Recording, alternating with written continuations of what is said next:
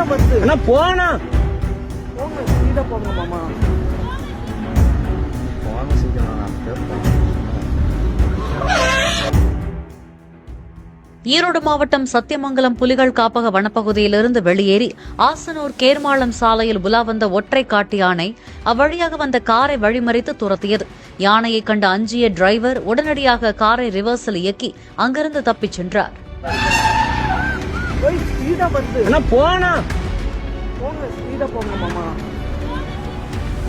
போன சீக்கிரம்